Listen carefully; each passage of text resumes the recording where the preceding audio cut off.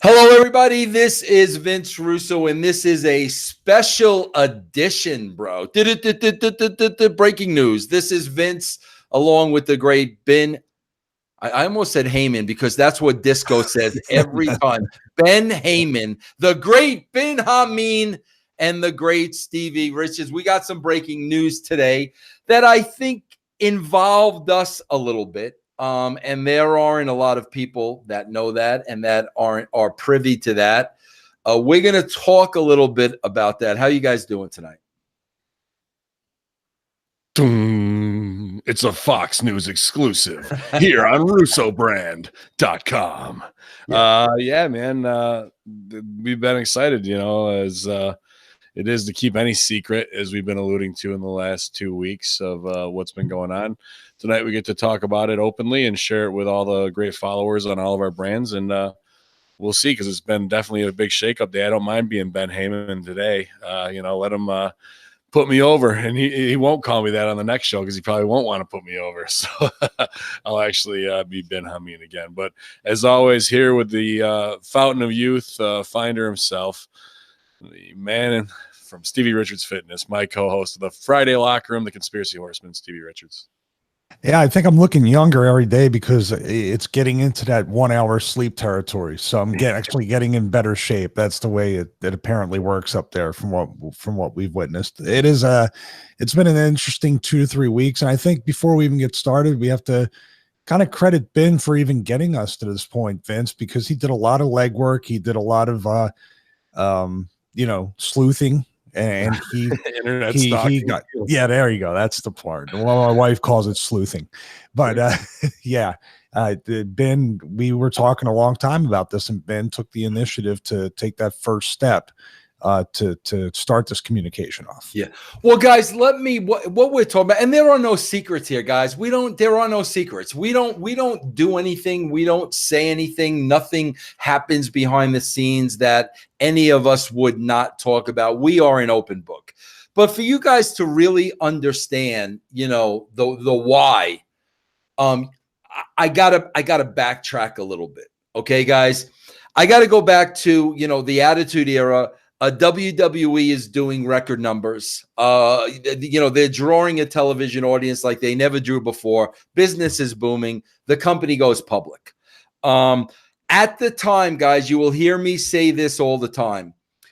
The executive from USA Network that was involved with the WWE, it was more or less, the WWE was more or less her account. So, she was the one responsible for the show from the USA Network side. Her name was Bonnie Hammer. Guys, you can Google Bonnie Hammer. Bonnie went on to do bigger and better things. I mean, from USA Network, I know they gave her the Sci-Fi Channel. Like, that was all Bonnie.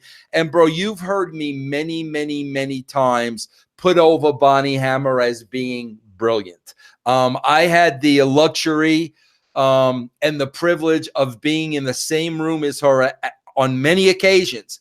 And, bro, back then I used to compare her to, or call her, the female equivalent of Vince McMahon.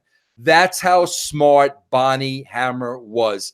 Bro, she was as sharp as a tack. So, bro, what happens is Russo and Ferrara, they leave the WWE. Like I told Vince upon our departure, I said, Vince, you got a year to ride this wave. Everything's in place. You can ride the wave for the next year. Well, bro, when you look at the numbers, that's exactly what happened. They continued our storylines. They still had the momentum. But after a year, when you look at the numbers, they started going backwards. Okay, now, guys, this is what nobody knows. If Vince McMahon knew this at the time, there would have been World War III. Okay? Now, Bonnie Hammer, bro, working years and years and years with Vince McMahon, she knew all about Vince. She knew about, Vince's ego. She knew not the easiest guy to deal with, set in his ways. my way or the highway. And remember, bro, WWE was much bigger than USA Network. So WWE was dictating to the USA Network. So Bonnie knew, man, I'm going to have to, armor myself in order to be able to deal with Vince McMahon as the ratings were going down year after year after year after year. In other words, Bonnie would have to go into Vince and know what the hell she was talking about when it came to declining ratings, because Bonnie was smart enough to know, Vince was going to sell her a bill of goods. Well, Bonnie, the ratings are going down because of this and because of that and because of everything else. Vince wasn't going to say, yeah, Bonnie, the ratings are going down because the show's not as good as it used to be. That's not what he was going to say. He was going to come up with a million reasons why. Bonnie knew all of this. And she knew, I have to be able to go in there and have an educated discussion with Vince McMahon of why the product is going down. Okay? So, bro, Bonnie did something that to me was absolutely brilliant. Nobody knows about this. Vince did not know about this. Bro, I might have been the only one that knew about it, to be honest with you. Bonnie hired Ed Ferrara as a consultant for the USA Network. Ed was paid to watch every single show and critique every single show and go back to Bonnie Hammer and say, from an educated standpoint, Bonnie, here's the problem with the show. Now Bonnie was able to go to Vince and say, well, Vince, maybe the ratings are going down because of A, B, C, and D. She was able to go into Vince, bro, with an intelligent opinion. And, at that point, Vince can't, lay his bullshit on her because she had some valid points, because she was getting those valid points from Ed. Ed had written the show. Ed wrote the show and it was successful. And bro, Ed was the consultant of USA Network for years and years and years and years. And like I said, bro, if Vince knew it at the time, it would have been World War III with USA Network. I mean, bro, I can't imagine what the reaction would have been. So, guys, I always thought this was a brilliant idea. Guys, let's face it. We come from a world of workers, okay? When a wrestling company now hooks up with a legitimate network, two things happen. Number one, the network has no idea of the work and the people that they're dealing with. And let's face it, bro, we're talking carny people, bro. Let's get right down to it. When you're talking about the Bischoffs and the Haymans and the Pritchards and the McMahons and the Hayeses and the Jarretts, you're talking carny, bro. You're talking the best workers in the business. Network people are not used to this. Okay, bro? So they're not going to understand they're being worked. And here's number two. Bro, they don't know what's a good wrestling show from a bad wrestling show because there's nothing like wrestling. So when they see ratings going down, they really can't pinpoint why, because there's nothing like writing a wrestling show. Nothing's like it, bro. 52 weeks out of the year, live, the whole 9 yards. So knowing the history with Ed and USA Network and knowing how successful that was, bro, TNA made a deal with Destination X. And, bro, now they were going to have to deal with John Gaborik, who was from that cloth. And at that time, I contacted Destination X. And I said, guys, listen, man, this has happened before.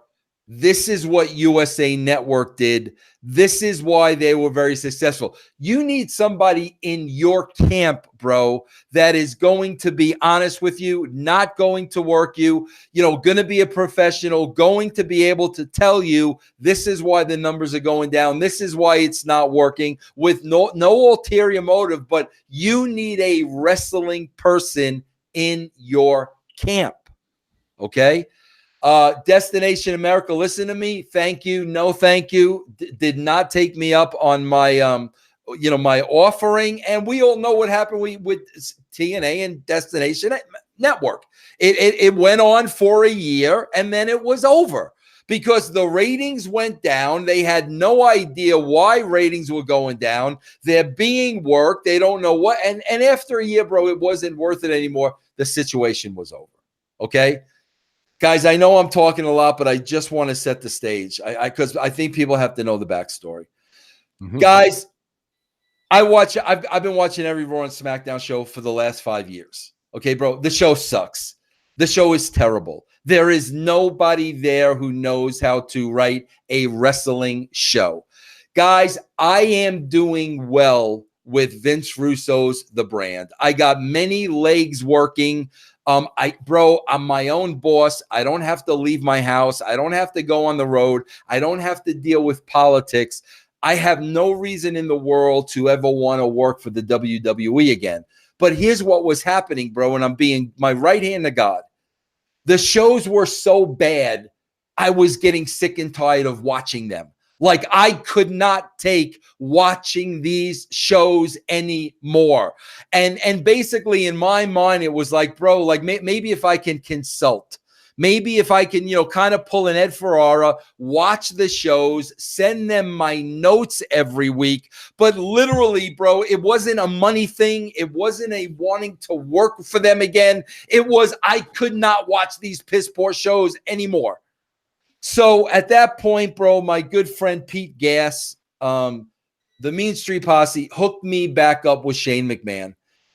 Shane was thrilled to hear from me. And, bro, here's what blew me away. Within the first 5 minutes of my conversation with Shane, bro, he told me how bad it was. Like, that's not how the McMahons are. They are usually guarded. That they're not going to tell you something's bad. Bro, Shane pulled no punches. Vince, we need you.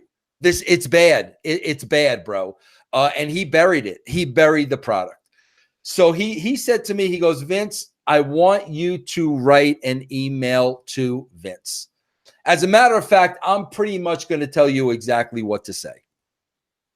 I want you to write the email before you send it to Vince. I want you to send it to me first, and I'll let you know it's okay. And then you can send it. So I did exactly what Shane asked me to do. I wrote an email. Bro, I never asked for a job in the email. I was not asking for a job. I was just pretty much saying, like, I'm an asset. I think I can help you. From somebody who's on the outside looking in, I may be seeing some things that you're not seeing because you're so close to it. Never once asked for a job. Shane, had some tweaks. Said, okay, Vince, send this to Vince. I'm going to let him know that to be expecting an email. Okay, bro, no problem. Sent it to Vince. Okay, bro, like literally, bro, within the next 24 hours, I got an email from Vince McMahon basically saying to me, there are no positions open. Okay, which I literally laughed out loud. In other words, all those kids from Notre Dame and wherever the hell they're from, every single person that was hired and was a part of that creative team, every single one of them, bro, were invaluable, that not even a Vince Russo could replace them. Vince said to me, there are no openings. So I called Shane back. I said, okay, Shane, I did exactly what you told me to do. Here was Vince's answer. Shane's mouth hit the floor. Shane could not believe that was Vince's response. Could not believe it. So I'm like, okay, bro, I tried. I tried to help you. So, bro, what happens? The show never changes. And I'm here watching it week after week after week after week. And bro, if you're with me on Twitch, you know how difficult this is for me, bro. It's just a total waste of my time. I've got to do it because it's part of my business. But I swear to God, bro, I'd rather watch ballet or opera. So at that point now, I have a conversation with Ben and Stevie, and I don't remember exactly how it started, but it kind of started with, you should contact Vince, this and that. And I said to them, I said, guys, I did that. Like I've done that. I reached out to Vince. I said, guys, we don't need to reach out to Vince. We need to reach out to Fox, because Fox has no idea what they're getting into.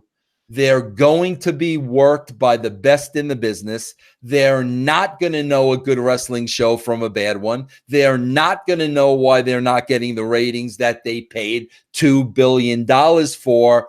We need to reach out to Fox. And bro, we need to do it. It's not a money thing.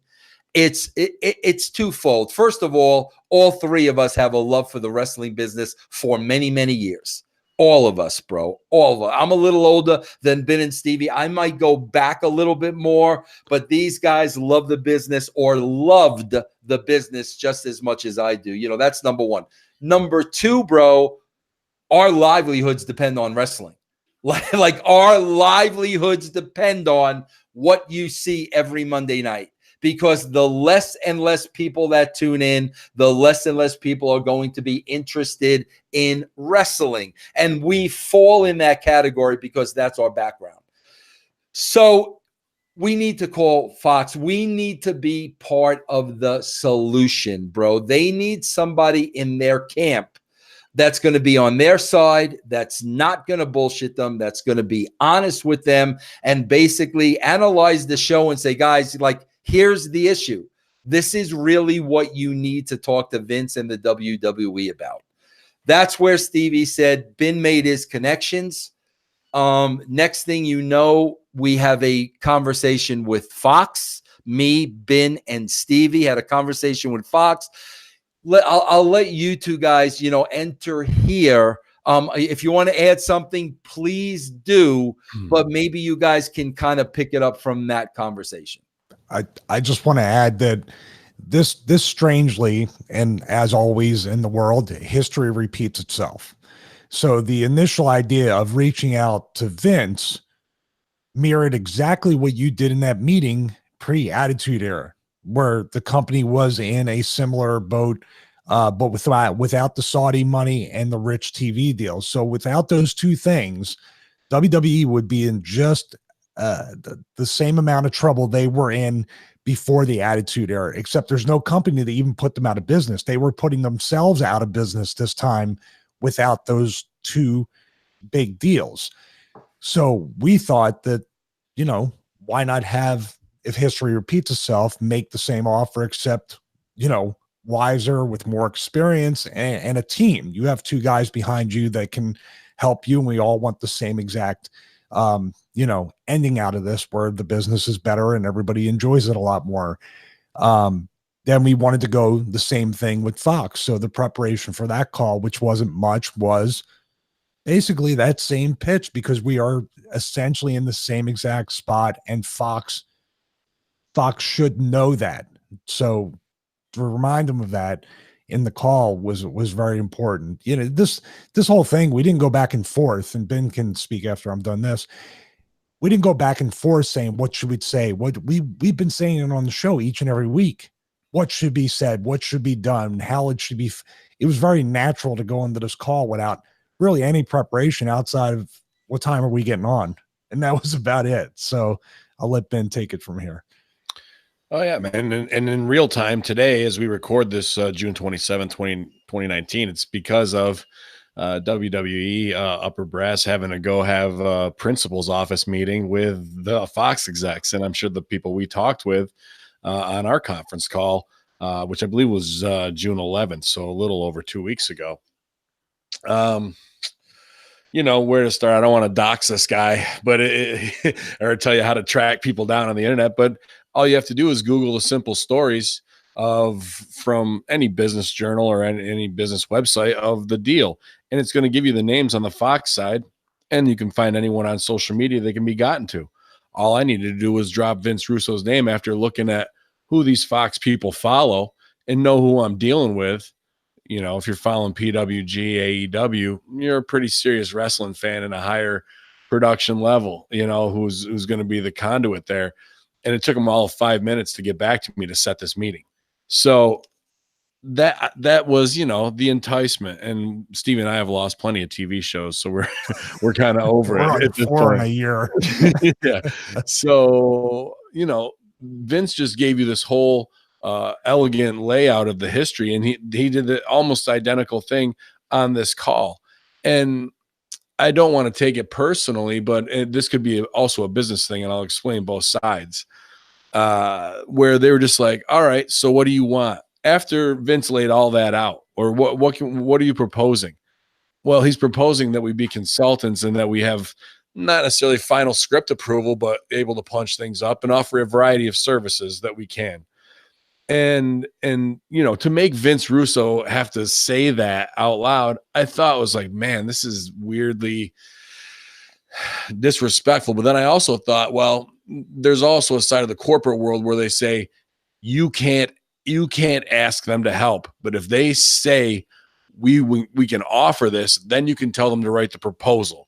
So I don't want to have a reactionary thing that way when it's the unknown not known. It'd be easy to take it as an insult, but then even in follow-up emails, they're very short, and I'm sure they knew they were very good to us in the beginning as we laid out the bad news. They accepted it and said, well, we want to remain positive, but everything you've said, we understand and we are aware of. So they were a little bit more accurate, Ben, with saying they did know. I'm paraphrasing, but they were aware of how bad the shows are and where they're at. So that's why this coming to Jesus moment is coming for the upper brass and McMahons.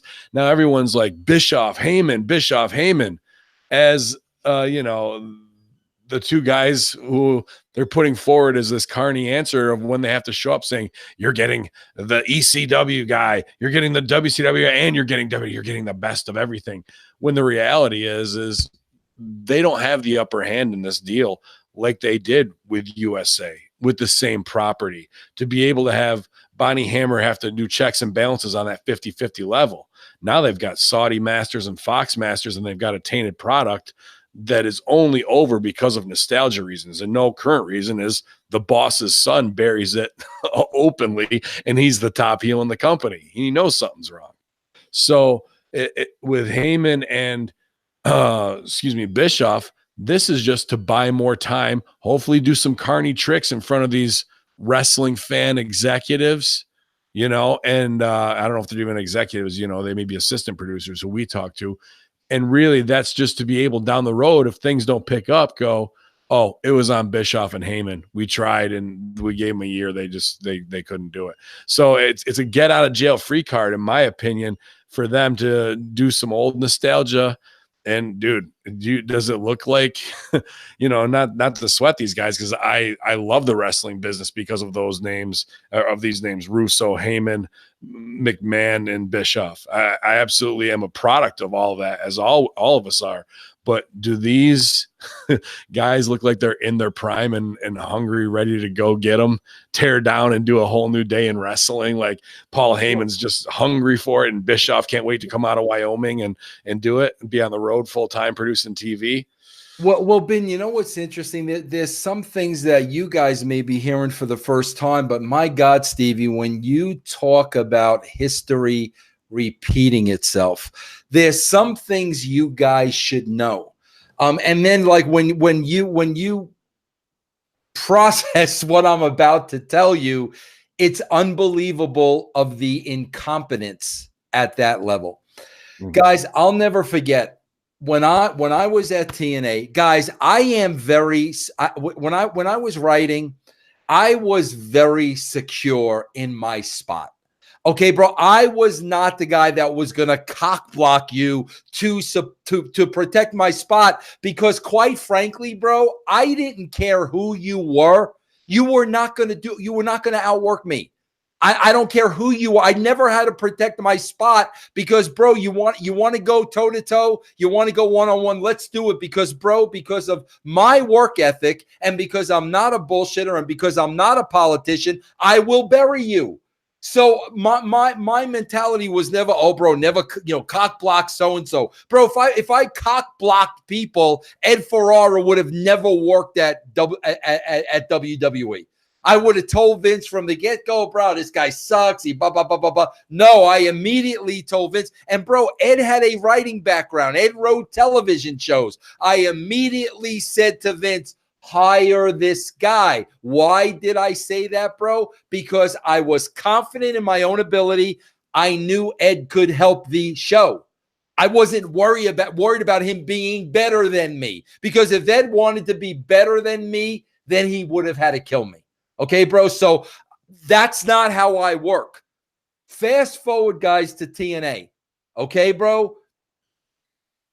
Somehow or another, Paul Heyman gets brought up in the discussion. I'm the head writer at the time. Maybe it was probably when Jeff got ousted because of the Kurt thing. Dixie brings up Paul Heyman to me. You know what I say? Freaking, not only do I say, great, Dixie, Paul Heyman could help this company. Not only do I say that, I am the one who calls Heyman. Okay, bro? And I probably had 2 to 3 hour phone conversations with Paul Heyman. And my purpose was, I wanted Paul to understand the situation. I wanted him to understand Dixie. I wanted him to understand the finances of TNA. I wanted to be honest with him, and I wanted to tell him, bro, like, I don't want you to think you're going to come in with this ECW idea and you're just going to be able to do everything you want to do. Bro, it doesn't work that way. And Dixie was a big part of that, not having the finances. I wanted to let Paul know what he was getting into. So what's the next thing I do? I set up a meeting with Paul and Dixie. I don't know if you guys know this or not, but this will blow your mind. I set up a meeting with Paul and Dixie, right? I'm not at that meeting, bro. Dixie's on her own now. Okay, you want him? I'm on board. I'm cool with it. He knows what he's getting into. Now you two need to have a discussion. Bro, Dixie made what I believe was the decision that was the beginning to the end. And if you guys think I'm going round and round listening, it's going to all come back full circle. You're going to understand all this. She made the one mistake, bro, that was the beginning of the end. She sends Paul Heyman to meet with the USA executives on his own. Okay, bro? You mean Spike TV? Yeah, I'm sorry, Spike TV. By himself. I said to Dixie, you have no idea what you just did. You have no idea what you just did, because Paul Heyman is going to go to that meeting with Spike and he's going to sell Paul Heyman. He is going to bury you. He is going to bury TNA. He is going to tell them everything that is wrong with this company and how he could be the savior. Dixie, you should have never, ever, ever sent him there on his own. I mean, colossal mistake. So, bro, Paul has the meeting with Spike. All of a sudden, bro, from there, Heyman isn't hired, but Spike now all of a sudden decides, oh, we need an executive producer of this show. We need to have an executive. That all came from Heyman. Heyman was positioning himself to be the executive producer of the show. Okay, and I'm sure that's where Dixie X-nated. That, no, I'm the executive producer of this show. But now Spike couldn't get it out of their head. We need an executive producer of the show. So, guys, what does this moron and this idiot do? Me. What does this moron and this idiot do? I look around.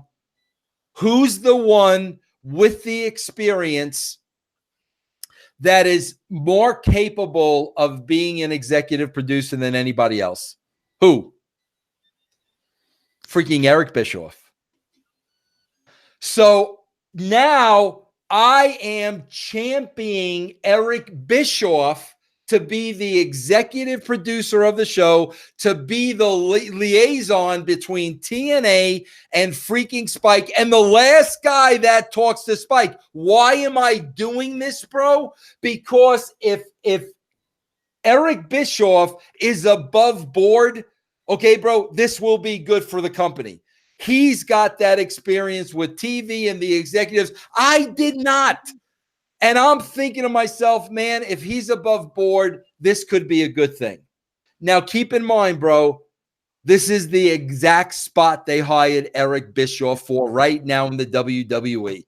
Eric Bischoff is going to be the executive producer of Smackdown, and he's going to deal directly with Fox. Well, bro, once Eric is in that position, what happens? He buries everybody in the company. That's when, after years and years and years and years of me being there, I started having a problem with the Spike executives. Because in order to puff himself up and make himself, invaluable, he went in there, said Russo is incompetent as a writer. Russo shouldn't be there. I would do A, B, C, and D. Dixie Carter doesn't know what she's doing. He buried the company. How do I know this, bro? How do I know this?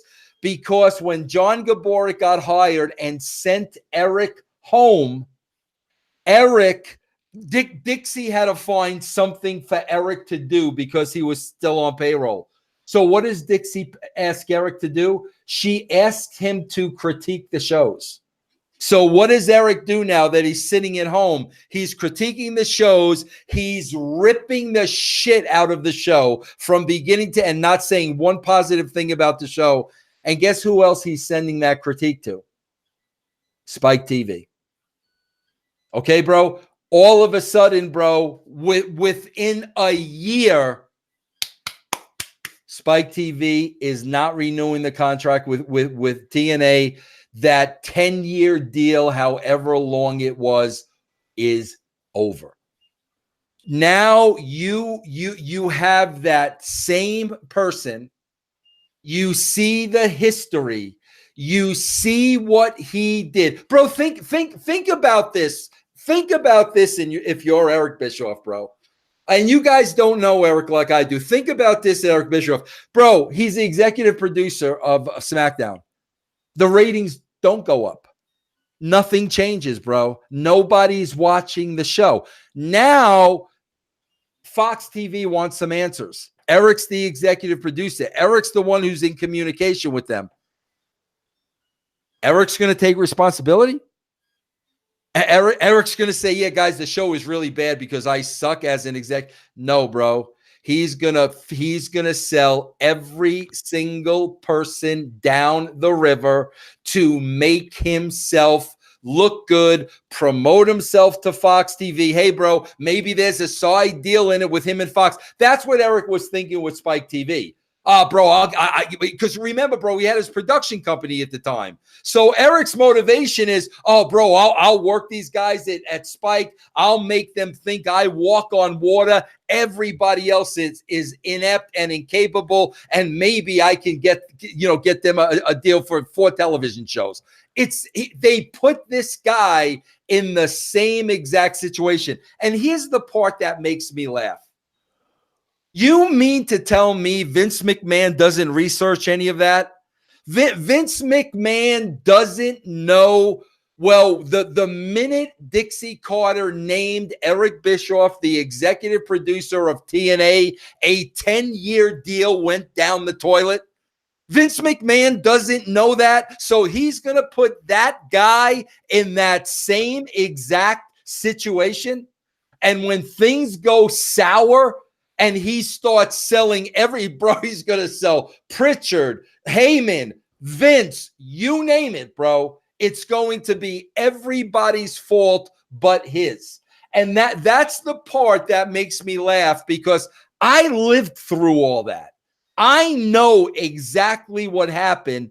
And the genius, Vince McMahon, you're going to hire that same guy and put him in that same exact spot.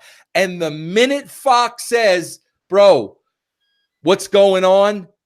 Eric freaking buries everybody down the river. You don't think history doesn't repeat itself, bro? You think people change? Let me tell you, bro, I am 60 years old almost. I'm 58. Eric's 60 something. Okay, bro, at 60 something, you don't change. You're the way you are, and that's what you're going to do. And bro, here's what it's about with these people. It's about greed. It's about money, and it's about ego, and it's never their fault, bro. Not only is it never their fault, they never put anybody over. It's never anybody else's success, and it's never their fault. So the one piece of this is the Bischoff piece. You're going to put him in the exact same spot with Fox, where he was with TNA and Spike, and that was the beginning of the end. Bro, somebody there's got to do their homework, guys. Well, that's the thing there, too, is what we're looking at is it's not just exclusive to Eric, what you described, because like Ben said, the suspicion is that Vince hired both of them to sell them down the river. Paulie's going to try to sell everybody down the river. You know, then you have the dynamic with Hunter and Stephanie with Vince that's supposedly going on backstage. You got Bruce mixed in somewhere. You have, dare I say it, this is the stuff that should be on their television. That would draw the ratings. What we were talking about with Disco today. This is the show. Like this is the show. And the fact that you guys can't see that this is the show is the reason. Well, because they, like you just said, that their egos won't allow them to show their ass, and there won't be any baby faces, much like a real soap opera. There's no real baby faces in a soap opera. So they would be the most over ones in the company. And like I said, dare I say it, this would be what would get Fox up to a 3.1. Absolutely. Showing all of this. Yeah. I mean, and saying what's what you want to make believe Double J is really still a ex-country star and stuff, dude. Talk about the rehab stuff. Talk about the second chance. Talk about the pressure as it driving him being on the road. Like, show each one of these guys, you know, and doing show Pritchard having to go to AEW show and you know, undercover. Like, let's show you just mentioned Jeff. Jeff's another expert worker. You throw him into that mix as well. Wherever these people on a reality basis, or no business will ever get done because they're going to be on the hamster wheel trying to maneuver and play the chessboard. Think about this, but what we haven't seen or heard from behind the scenes of, they knew this was coming. Like, obviously the whispers of, oh, they're going to have to go meet with them. What are they going to do? What's the Carney thing? And then they hear, well, they're going to name 2 executive producers. Imagine the last 10 days when everybody knew that in the upper level, and it's Bruce angling against Jarrett, angling against Hamin. Bischoff's name gets thrown in. Think about all of the stooge reports that's been flipping around right here in the last week that came to fruition today as like a aha moment, but it's really just a misdirection spot, and to be able to pass the heat in here. Well, you know, Ben, here's the sad thing with all this going on, and bro, the politics is full time engaged in gear. Huge. With all this going on, bro, unfortunately, the television product, you know, is not the priority. The TV product and what the issue is not the priority. What the priority is okay, who's going to win? You know, guys, I told Disco today, you know, Stevie, because Disco was arguing with me, and I was telling him, bro, there's only one way they're going to get that number back up. Basically, like, this is the show.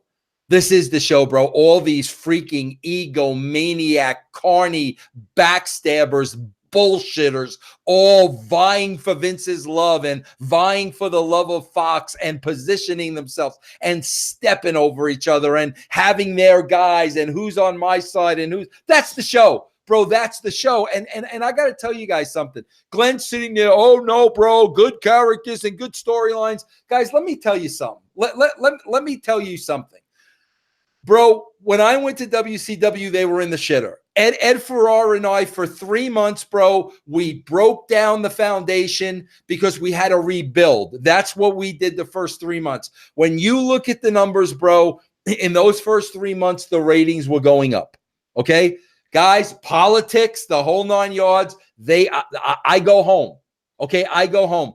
Bro, they call me back 6 months later because the regime who replaced me through politics were all the way back to where they started before I got hired.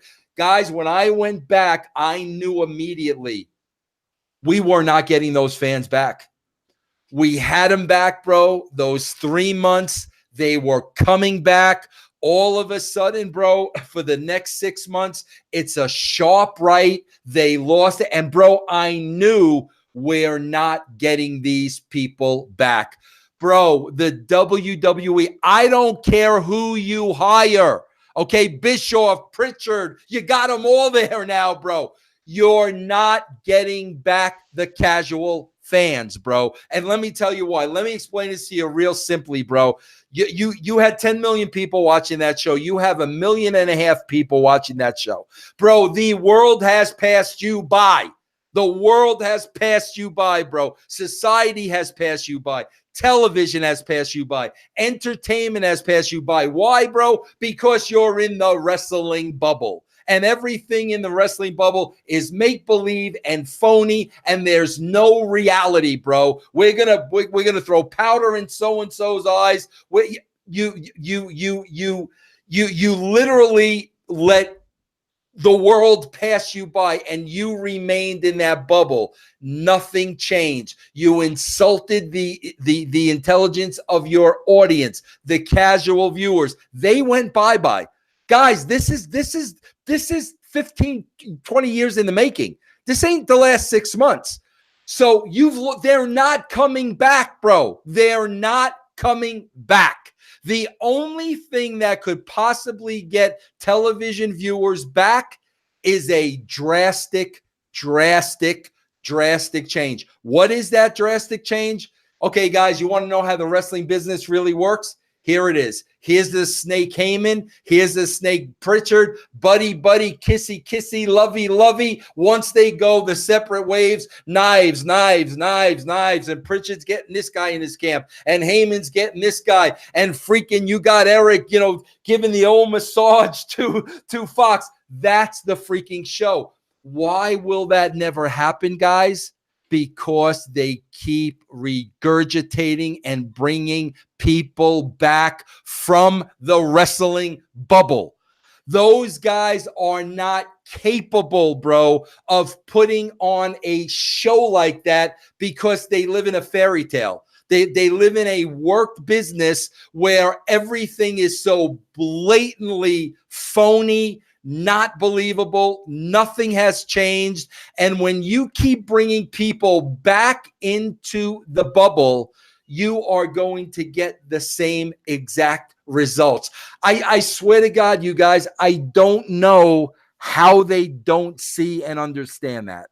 Well, here's an opportunity that I think they took off of that, and we might have played a part in this somehow indirectly, because I'm curious, and I want to ask both you guys, starting with Ben, how soon was it, and was it during that meeting that they stooged off that we had the call? Us three with Fox. Did Fox go and tell WWE right away, or was this part of the thing where Vince or Heyman or Bischoff or anybody used that to kind of step on us three to get that spot they needed? Not that they needed it, but why not use every tool available to get you where you need to go? It is interesting. When we recorded originally, right afterwards, we posed that question. We just got back on with each other. Who are they on with right now? Who are these producers talking to before it was Bischoff and was feeding them bullshit, and they had to do the smile and a handshake before they get stabbed, and then popping for Russo running right here. But obviously, as Vince has laid out, Vince McMahon obviously has something deep-seated against him, because we talked about it. They've brought back everybody except for Russo and Cornette, the two guys who are the only credible ones to actually build stars and get shit over with. Instead, they've surrounded himself in the snake pit, and his own son's not putting it over. Talent we talk to on a weekly basis about creative who has to wait weeks just to be able to pitch their stuff to get it shot down. To listen to John Moxley interview about the broken creative process when you're in a semi-main event and you're right there and you can't even say to your boss, hey, can I get 5 minutes with you? Like, you have to go through all of these dudes up and down the ladder just to try and get some half-pitched business. And then you look bad instead of trying to do what's best for wrestling, which is exactly what we're doing here. Not to have to do an end around, but when Vince Russo is talking to Shane McMahon and he wants him back and knows that's the solution. And then at the top level, there's a throat cutting. Well, that doesn't mean we stop loving wrestling and want to do what's best for everybody, because we have so many people coming to us for creative advice, help, and you know, because they're in it for the love of it too. So it's like we're all having to collude against the king in any way possible to save the kingdom. Really, it's a very strange time and day. And then they just bring out more people who want to be in the Game of Thrones analogy, to be the heel at the top of that pile.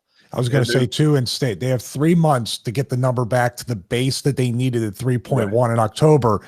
And instead of streamlining the process or having a sense of urgency, they added 2 more pieces to this huge machine to actually clunk it down even more. Right. We were ready to sit outside of the bubble, be that third party that is, you know, critical, but also has the eye and mind of the performer's safety first and foremost in mind, because we've seen far too many things getting through agents and productions that should not be happening, that are endangering workers.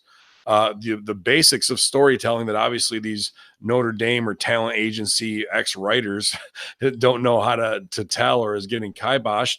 And then if need be for us to show up on site. But, you know, to think that these guys are hungry, that they're putting in that spot to make the show better. No, Vince laid it out. They're hungry to get themselves over, to get that bigger check. And so let me ask you this, Vince, did Hervey Bischoff Productions during that time at Spike TV, where he was sitting home, burying everybody on the consultant, did they sign any reality shows with Spike or any affiliates of them at that time? Man, I don't know, bro, but I do know that's what Eric was in the game for. It had nothing to do with TNA, bro. It had zero to, bro. Like I'll be honest with you, Ben. I was shocked. I was shocked that when Spike did not renew the deal with TNA, I thought 100% they were going to launch a new show with Eric behind it.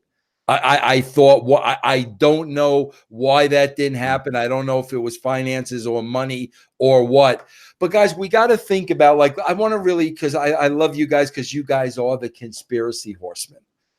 Could I say one thing very quickly? Hold that thought. Yes. I just want to give people some perspective on the way we approached this call and the way these people operate. You know, and this is why the business and the talent are in the spot they're in. I'm real big on safety, and I'm real big on things to try to keep these performers healthy and keep them drawing money for the longest time. And when we're on the call, that's one thing I put over to the executives. I said, you know, I would be the person that would tell these people or consult in the way that would garner the most out of it safely, because you have an intellectual property you've invested $2 billion in. What if your intellectual properties aren't there to draw you the ratings because they all have broken necks and they're all out? So I doubt Paul and Bischoff and Bruce or anybody's bringing that sort of stuff up.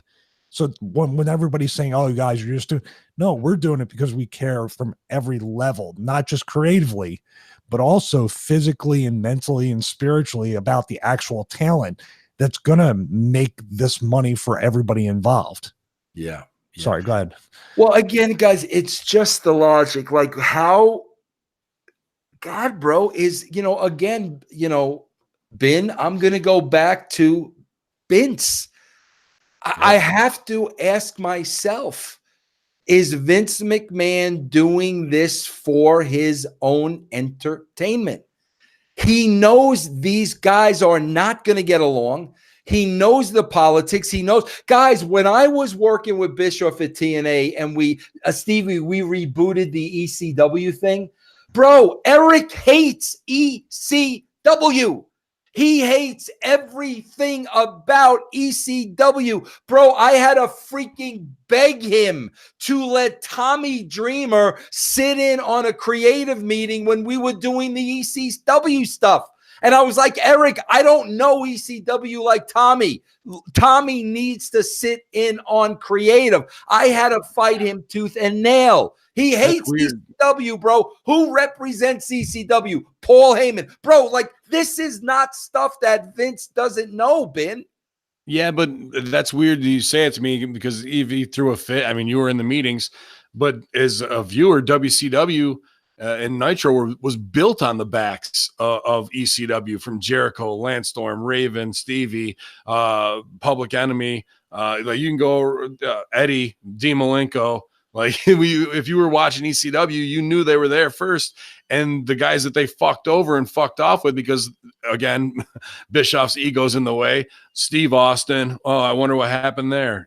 It's how many more stars are they going to pass on and miss? Because is it Vince just having fun? I'd like to believe I'm still a genius, but everything we've heard is that the bubble is so deep, so thick, that even if something brilliant from creative does come out, it's shut down, that doesn't realize what's going on in the world or have anything except tunnel vision there. And I think this is a quick fix, a Band-Aid on a broken leg for controversy to appease these Fox execs. XFL is coming, a lot of other things do, and it's just going to be easy to step aside. And the fact that Triple H is out of this picture fully as well is very strange to me. And the fact that, too, everybody, oh, bro, AEW, WWE, that's a joke. Oh, Vince Russo, you're an idiot. You don't know what you're talking about. Oh, I don't know what I'm talking about. What's Bruce Prichard's role now? Anybody? If Heyman's running Raw and Bischoff's running SmackDown, why was Bruce hired? Can somebody answer that for me now? Why was Bruce hired? And somebody's got to help me watch these goddamn kids. I can't watch these kids myself. And you know what? Ben, I think you hit the nail on the head, Stevie. I really think this is what it was all about. I really think this was all about, bro. I believe our conversation had some effect. I believe before our conversation, they were watching this show. They were watching these ratings. What the F? Okay, bro. We have the conversation. We, verify, guys, this is not going to get any better. Okay, I would have to believe there was a conversation with Fox at one point. What are you guys doing to make this show better? Well, there's this guy, Eric Bischoff, who was the executive producer of TNA, and he worked with Spike and WCW and this, that, and the other thing. And we're going to bring him in. I mean, bro, like, honestly, if you have to show Fox, what's the change? What are we going to do? If I'm Fox, I want to hear something big. You better give me something big. And, bro, I guarantee you the way they built up Eric, the way Eric built up himself in their minds now, Spike, okay, we got our answer. They made a change. They put this guy Bischoff in charge. Bischoff has a history. Everything's going to be okay. Bro, everything is not going to be okay because I hate to bust your bubble. Eric Bischoff is not a creative guy. Okay, and I can say that because I sat in creative meetings with him for months and months and months. That is not his strong suit. You know what his strong suit is, bro? His strong suit is politics. His strong suit is playing the game. His strong suit is power, money, ego. That's his strong suit. If you think creatively this guy is going to, do the magic wand gimmick, bro, you guys are in for a rude awakening. Go ahead, I'll be damned if I'm going to let you sit here and badmouth the creative behind Prince Iakea's reboot when they brought him as Prince. That was brilliant. I think you're kind of painting a glam picture without we still have a chance possibly, because as we sit here, we not meticulously planned this, but we came at it from both sides, and now we've done all we can, and we'll sit back on the hill and watch Rome burn if need be. We don't want to. We'd love to be part of the solution, but the moves made today are not set up for a solution. And in no way do I see those pieces working out to an amicable solution for a better show, a quick pop. Now, the people we talked to at Fox, who I laid out, are following Pro Wrestling Guerrilla, AEW, Hangman Page. Like, this is who you're dealing with. It's not dealing with, let me explain wrestling to you. So whoever they're dealing with after they got off the call with us, if it is Bruce or whatever, Bruce knows how big of marks that these guys are. And what would make them pop more if I hit them with a DM and said the words Vince Russo, and they might already be brand members already. and it took 5 minutes for me to get a response to start the meeting in motion. If Deuce knows that, all he's got to go is, these guys are going to pop huge if they get to work with Bischoff and Heyman. Like, that's the quick fix. Like, they already know how to get in and fine tune and work these guys who are wrestling lovers, marks, whatever, but are on the money side at Fox. And Fox, whoever's above those guys, doesn't know shit about wrestling, knew those guys we were on the call with were interested in it. So they're the best ones to be the liaison between TV. A right move in their mind. But, dude, that's chum in the waters for the big sharks at WWE. You're just feeding those guys exactly what they want. Yeah. Yeah. Stevie? It's going to be very interesting. And Ben put it best. Ben used a waterfall analogy or tidal wave analogy when he said it, because we are 3 months away. And you just made the perfect analogy, Vince, that they may not get those people back, even if they do a desperate, like, supposedly lesbian angle with Sonya Deville and Mandy Rose or whatever. And that's something I thought about too. And I think, Ben, we mentioned it to each other. They'll do it. We're always talking desperate lesbians. Yeah. they'll think that this is edgy. Like you said, this is cool. This is edgy. This is where it's like, my God, I saw that like 5 years ago on PBS. Like, they don't know what it is. Or if they go way too far, it's a children's show right now. So this rating could go down even further, because now parents are going to say, well, wait a minute, what am I got my kids watching this stuff for? You could see it drop below a 1. Yeah. Which could panic them. Now, it could get worse before it gets better, but how are they going to stay the course when they don't have any long-term booking plans for anything? Yeah. They're writing we smartened them up that they didn't know, the Fox executives, that they're rewriting the show during the show. Yeah. He did smart you smartened them up, because I go, they're rewriting the show that afternoon. You said, no, they're rewriting the last hour during the first hour, which is absolutely true. There was some dead air after that. Yeah. I think what the sad thing is, bro, I swear to God, bro, when I worked with Eric at TNA, this is the one thing I used to say to him. And bro, this used to piss him off more than anything. Okay. And this was me being 100% sincere. And this was me being 100% me and Eric being 100% him. And this tells you everything you need to know. The one thing he used to hate that I used to say all the time, bro, is, bro, as soon as I would feel the politicking, and as soon as I knew what was going on and the knives are coming out, and bro, as soon as I felt it, I would sit there and I would tell Eric, and I meant this from the bottom of my heart. I would tell Eric, all I want to do is write the best show I possibly can. That's it. That's all. I don't give a shit about all this other stuff. I am being paid to write the show. That is all I care about. And bro, that used to piss him off more than anything, because basically I was calling him out. And I was basically saying, bro, go play your politics, go stab people in the back, get power, get more money, do whatever the F you want to do, Eric. I just want to sit here and write the show. And I think that bro, when I used to say that, he used to set him off. But that's my point, bro. The sad thing is right now with all of these players, that's not the priority. You know, Pritchard, Eric, Hamin, Jarrett, all these people, the priority is not, I just want to write the best show possible. Bro, that is so far down the ladder. The priority is real simple. Who wins? Who wins? At the end of this game, who wins? That is the priority of every single person, bro. From Shane, bro, let's look at the teams.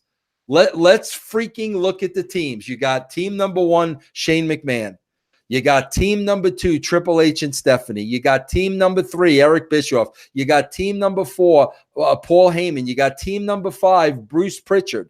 Okay, bro, that's 5 teams right there. Well, Bruce and Vince are one team together. Bruce and Vince, one team. Okay, 5 teams right there, bro. 5 people all jockeying for position. Then, bro, on the outskirts, you got the Jeff Jarrett. Bro, Jeff's a B player. Stevie, can you imagine Jeff's Jeff not Jarrett considered to be the top worker in this? Yeah, bro, can you imagine Jeff Jarrett being a mid-carder when it comes to politics? Bro, Jarrett's a mid-carder. Michael Hayes these guys are mid-carders, bro. Matt Hardy. Yeah, like, keep going. So, bro, that's 7. That's 7 different things. Road Poor dog. Dana Warrior. Like, I wonder if Dana Warrior knows what's going on. Poor What Dana. if she's the most cutthroat of them all? What if her whole gimmick is just acting bright-eyed, but she really knows everything that's going on? What about poor Dewey Foley? What about poor innocent Dewey Foley? He's going to poison the pancakes one day, and then he'll be the head writer. He's saying. But he made those awesome cardboard belts. Don't forget about those belts. But guys, that is the sad thing. As far as I'm concerned, that is the sad thing. I know these players. I know the game. I've worked with them all, and not one single one of them gives a shit about the show. What they care about is who's going to win. And that right there is the reason why nothing's going to change. I'm back. Better than ever. I'm back. Making things better. Yeah, we'll see if controversy does create cash or if cardio creates a better GM, because I think these guys maybe past their prime. Unfortunately, not like they don't have anything to offer, but it's all about the personal stuff, man. And it really, while you're describing that and laying those teams out, all I can hear is the Game of Thrones theme in my head of like look at all these heels, and then even the outliers, like Jared is now Littlefinger in this equation, and like the sub characters. Ben, what about Stevie? What about the next level? Because, bro, I popped huge today. Let's talk about the next level. Those are the teams. Right. Can I get a meme from a brand member of Stevie in the wheelchair at the end becoming the Game of Thrones, the kid who won Game of Thrones there? He would look really good. But see, listen to this. That's the teams. Okay. I had a pop huge today did you guys see the Seth Rollins tweet? About which one? I mean, the Bish is back. Okay. So, all right, let's just take that right there. First of all, Seth Rollins, from what I know, you've never worked with the Bish. So, like, you did not work with the Bish at WCW. You weren't at TNA with the Bish when I was there. From my knowledge, you've never worked with the Bish, but right away, bro, the Bish is back. Stevie, think about this now. You've got 7 teams. And you've got 250 talents having to decide what team they're on. Stevie, who am I going to kiss up to? Who's going to win this game? Who am I going to show favor to? Whose coffee am I going to get? Can you imagine the boys? Who do we hook our wagons up to? Well, people are starting to get a look into what goes on backstage and how exhausted you must be by the time you actually get out there to wrestle your match. because this is tiring, and you multiply this times days, weeks, months, and years in the company, and it's a complete mind fuck. And let's not say this is the way Vince could very easily redesign the mission statement of the company and call this is what we're doing. I don't want to play any politics. You play your politics, you play your games, you're instantly fired. Vince secretly loves all this stuff, and maybe not so secretly. So that's his game. This is his Game of Thrones. This is his video game that he gets to play every week. That's why he goes to TV, not because he loves the show, because he falls asleep just like we do. They just don't get it on camera. I'll tell you why, pal. Nobody's going to be on anybody's team because wild card. That's what shakes it up. Nobody knows. Everybody's stabbing everybody. You go to one team, stab a guy. Go to the next team, stab a guy. Well, that's the thing too. Like his impression of Vince is so entertaining and has people talking because it really does seem like this must be what happens, because it makes absolutely no sense.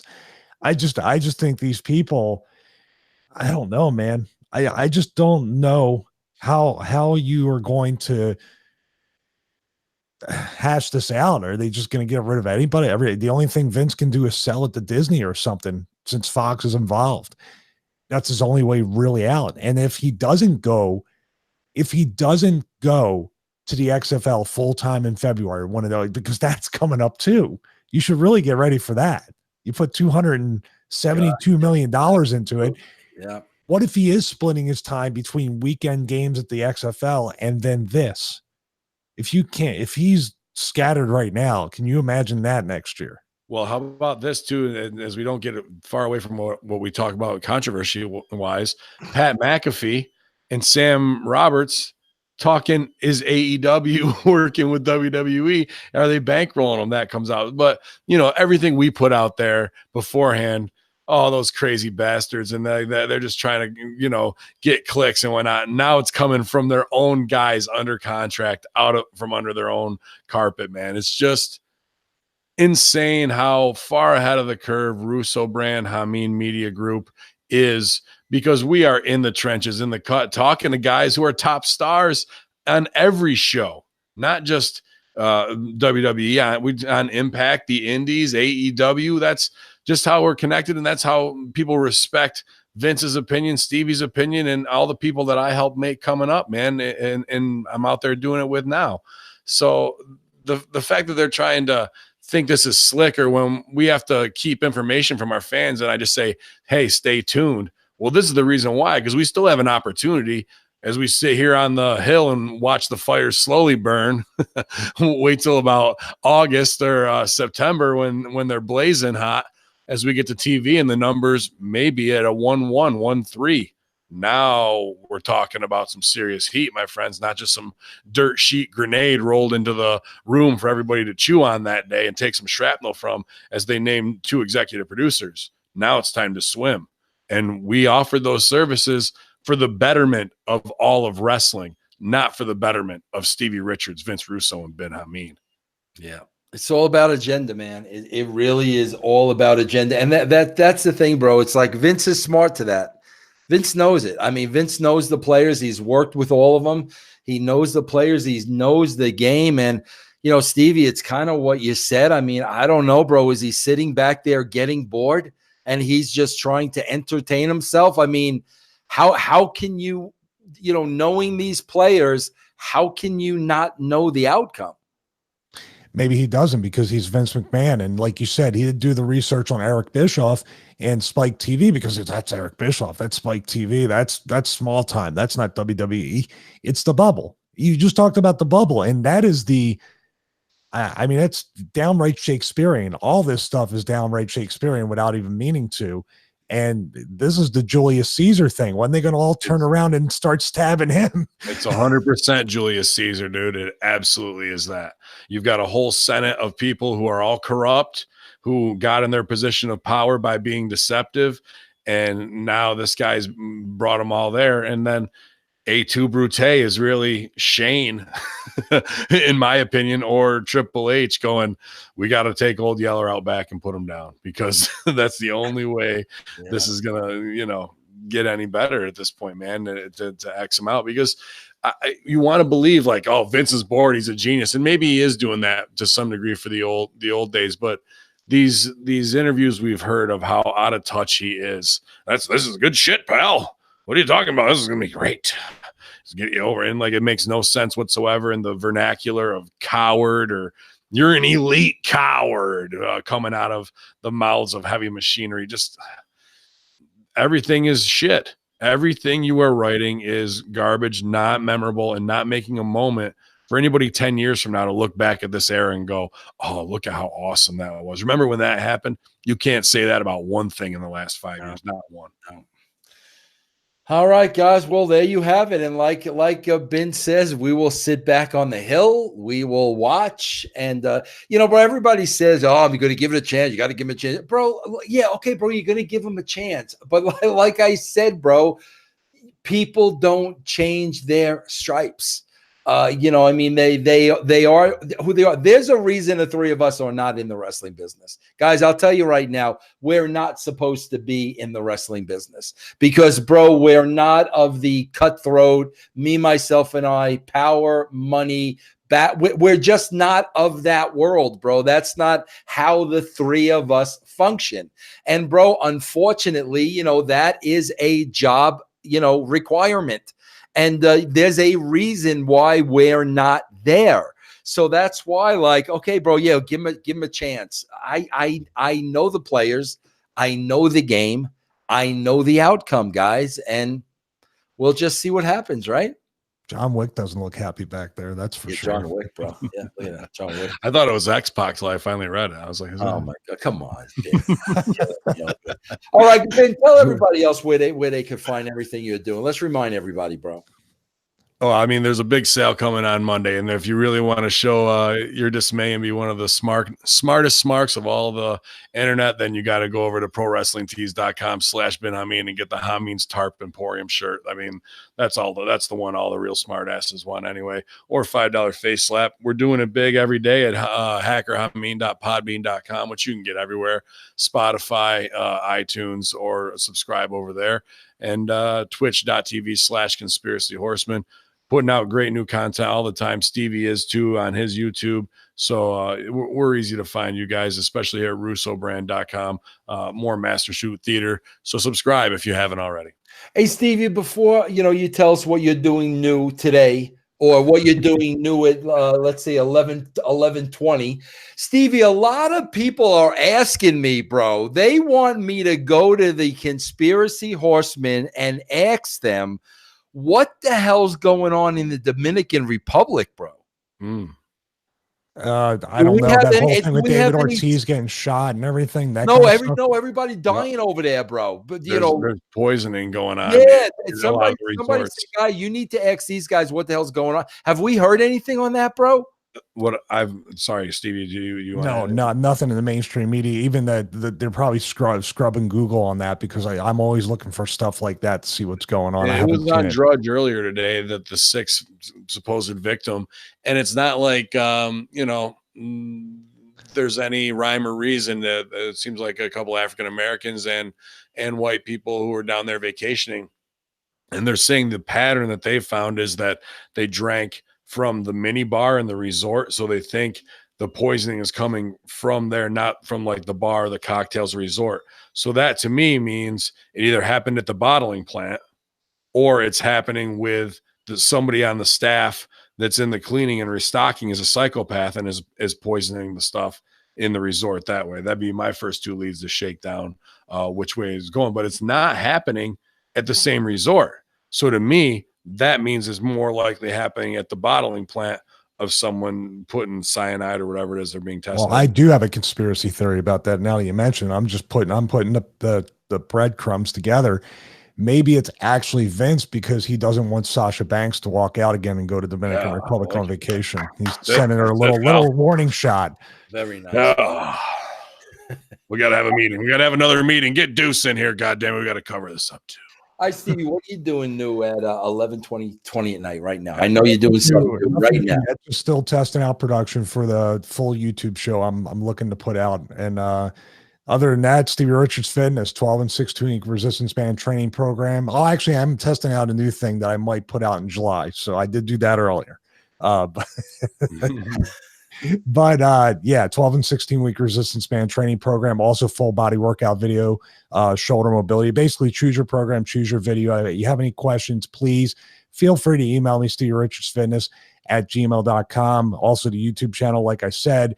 Also, ProWrestlingTees.com/Stevie Richards /Ben Hamin / got popping on /SEG shirts. Sal has actually put up a very unique painting up on his eBay as well, and all the proceeds go to the animal shelters. So that's you got some competition there. Oh boy, bro. He was inspired. He was inspired by you. What did he paint? Paul Hamin. Oh, that's him? That's him. Yeah. He painted that? Yes, Yeah. in a day. Oh, shit, I didn't know that, bro. That was awesome, man. Yeah. So it's up now for the next 6 days. So all proceeds going to charity, and it got controversial already with SJW trying to stooge it off to David Starr, who likes to create controversy. Got into it with Cornette over some Jewish stuff when it really has nothing to do with an anti-Semitic message, but here we are, and I believe adding value to it because they want to do one thing, and art is meant to do one thing, which means get a reaction, invoke thought, I guess. Well, I did not know that was him. That just popped me huge. That is awesome.